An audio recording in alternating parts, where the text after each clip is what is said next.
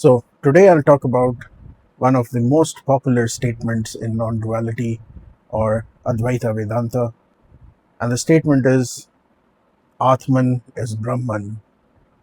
Atman is Brahman. The correct pronunciation really is Atma is Brahma. Now, what does this really mean? For those of you who've been following non-duality or have heard these terms, you would know by now Atma or Atman is the true self. Atman is our true self, and Brahman is the ultimate reality. And the statement Atman is Brahman is actually an English version of a Sanskrit statement. And the statement is considered one of the Mahavakyas.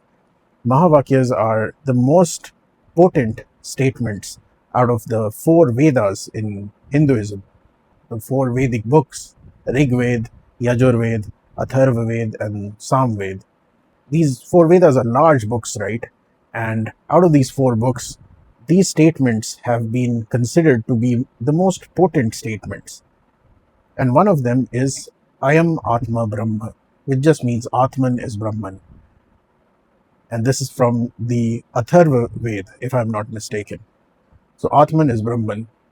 To truly understand the full meaning of this statement and to use that potency to our benefit, we'll first go through a quick recap of what Atman is, and then just recap on what Brahman is, and then reconcile both, how Atman is equal to Brahma. So starting with Atma, right? Atma, the true self. What is Atma? Atma just means the self. It literally just means the self. And what is the true self? If I ask you, who are you? How will you answer this? You'll probably tell me your name, your profession, your accomplishments, how tall you are, your ethnicity, what country you're from, your nationality, and stuff like that. But those are just inherited character traits. Even if you change your profession, you would still remain the person that you are, right? If you happen to switch your profession today from being, a sales professional to a marketing professional, you would still remain the same person, right? You would still be you. You will feel yourself as yourself. So these are just superficial identities, and they are very easy to look through. All these are not the true self. These are not the true me. And then we look at the body. The body is surely something that feels like you, right? But as we know, as we've talked about earlier, the body is just slave to the mind, right? It's like a suit of flesh and bones that you're wearing. And let's say you cut off a finger, or due to some accident you have your finger chopped off. Wouldn't you still be you? You cut off your hair, you change your hairstyle. You were a baby once, and now you are a 6 foot tall man. The body keeps changing and evolving, but the you still remains, right? And even if a drastic change were to happen to your body, you would say, what has happened to my body? Which means the body is not you, right? The mind just tells it to get up, go from here to there. The body just obeys. It's just like a robot. So the body is not the true you. It's a very special possession, a very unique individual possession that you have, but it's not really you, right? It's not really the self. And now, is the mind the self? To understand if the mind is the self or not, we'll have to see what is the mind in the first place. And as you might have heard me say, the mind is just layers and layers of information. It's your thoughts, your emotions, your past experiences, your conclusions that you've drawn from your experiences, your observations, everything stored in your brain. That is your mind, right? It's just the information stored in your brain. And you are able to actively change it, even with no new information, because you have a lot of sets of information within your mind, and one set of information interacts with the other set and has the ability to create more information, right? That is how ideas and concepts are formed. New ideas and concepts. But essentially, the mind is just information, right? And if you were to delete certain pieces of information, wouldn't you still be you? For example, we have new experiences every day, and it's our experience, the stored experience, that changes, but we still remain, right? And you are able to see these thoughts objectively, right? Like if I ask you what you're thinking about, you'll be able to look back and say, yes, I'm thinking about what I had for dinner yesterday night.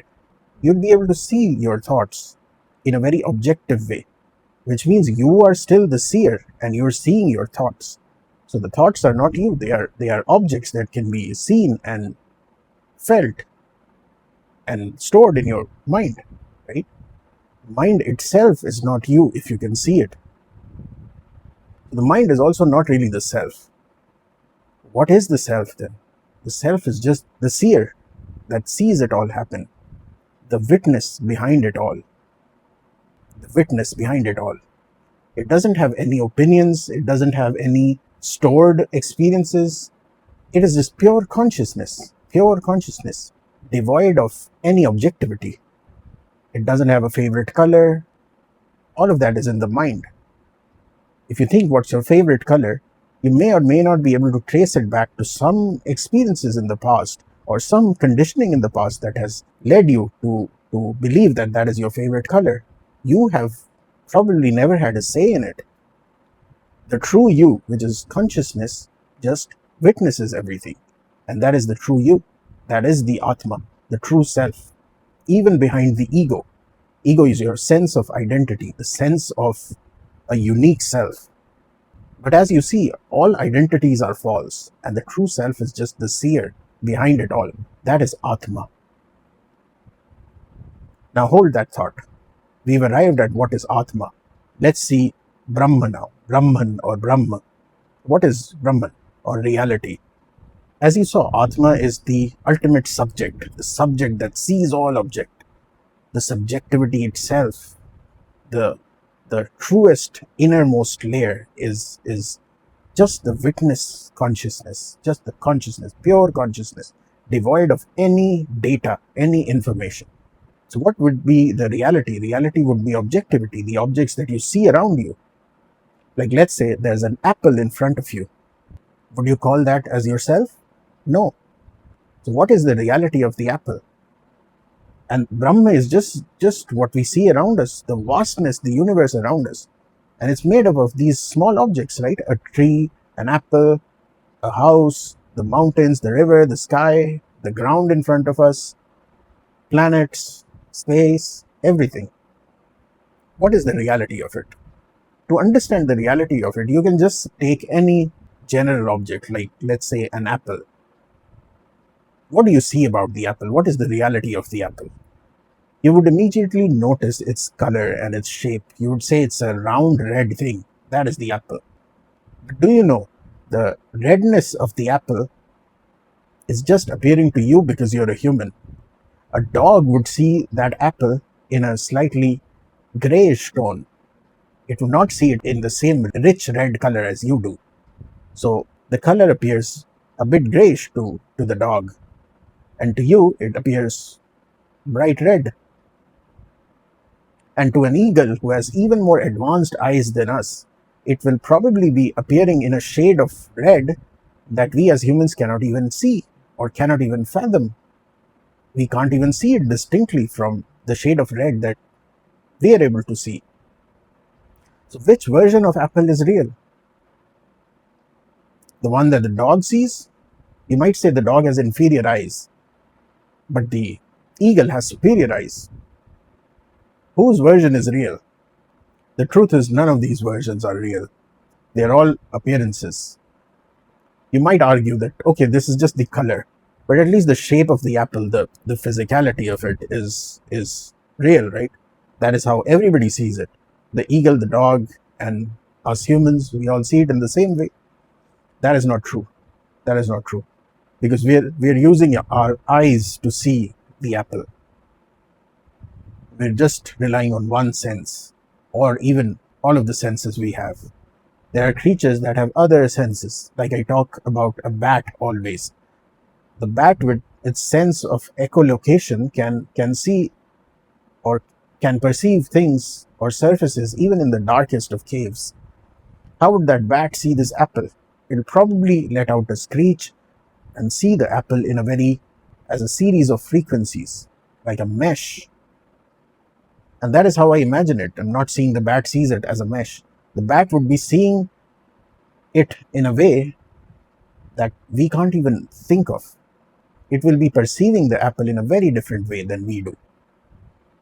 It wouldn't be this round shape, round, distinctly colored shape in front of us. So you see, even the shape of the apple is not its reality, because it appears differently to different creatures. And we've just taken two creatures till now, the bat and the human. Imagine how many different versions of apple will be there. Now we've stripped away the color of the apple. We've stripped away the shape, the form, physicality of the apple. What else is left of the apple to know its reality? Maybe the name apple. But even the name is just name to us, right?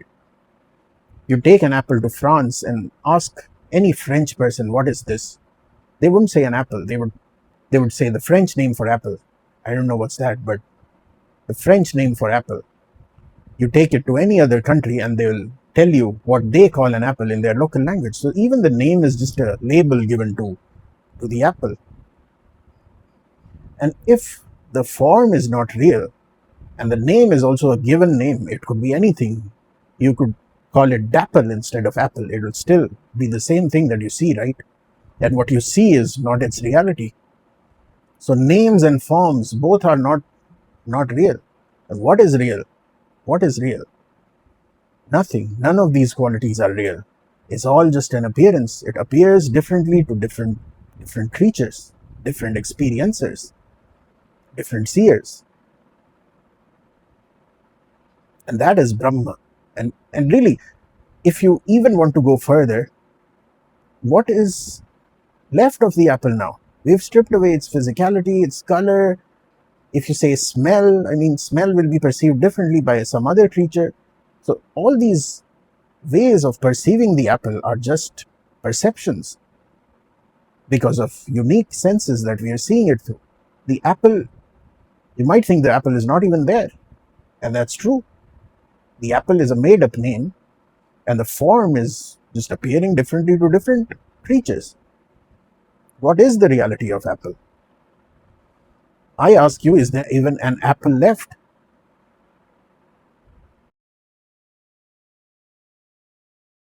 There is no separate apple. There is no separate apple. There is undivided existence in front of you, but you're trying to experience that undivided existence through your senses, which is why the separation appears, which is why the separateness appears in the first place. So the apple, as long as you hold the concept of that being a separate object and seeing it through the senses, it will just appear to you as an apple. But really, there is no separation in existence. It is undivided existence without any qualities. All qualities are your senses superimposing it on an actual reality. Just existence with no qualities at all. Think of it as a transparent background, and you're superimposing everything through your senses on it. That is the truest nature of Brahman, which means that it's just an undivided existence. No qualities at all. That is Brahman. So now that we have a fairly good idea of what the self is, or the Atman is, and what ultimate reality is, or Brahman is, we will now reconcile how Atman is Brahman. This is what holds the potency to propel you into realization. If not now, then probably at a later date. Atman is Brahman. Now, if you would have paid attention to the ultimate nature of reality and the true self, you would see there is some commonality, that both of these things have no qualities, no properties. We've stripped them off of everything because they were false. We stripped everything out of the true self because it was not the self. And we stripped everything out of reality because it was not real. And truly, what have we arrived at? Something that we cannot grab because there is nothing to grab. It has no qualities. We can't name it anything because there is nothing to name it by. It's not red, it's not blue, it's not big, it's not small. There are no qualities to it. And this thing that we cannot even define is on both ends of the spectrum. The truest innermost self and the reality that is externally perceived. It is the true nature of the external and it is the true nature of the internal. And there's really no difference between these two. You can't say anything about these two things. And that is how they both are the same. Atman really is Brahman. Everything is appearing in your consciousness is one way to say it. And another way to say it is that there is no me, as Buddha says. Anatma. Atman is Brahman. There is no difference between these 2 points. And you'll see everything else appears in the middle through the layers between the true self and the reality, ultimate reality. Starting with the true self, Atma, ego, mind, body, and through the senses we experience things, we see the shapes and forms, then the names, and then the concept, the separation, and undivided reality, Brahman. Everything, all the Maya is happening within it. And really, on the ends, it's the same thing. Think of this as a circle. Those 2 points are not 2 separate points, but they're the same point. And this is the spectrum of experience, which is all Maya. That is how Atman as Brahman explains everything, everything. The whole spectrum of experience, existence, this illusion, the world that we see, the universe, the self, our thoughts, emotions, everything is covered within this statement. Atman is Brahman. That is why it holds such potency. It's been selected as one of the Mahavakyas. Atman is Brahman. I am Atma Brahma.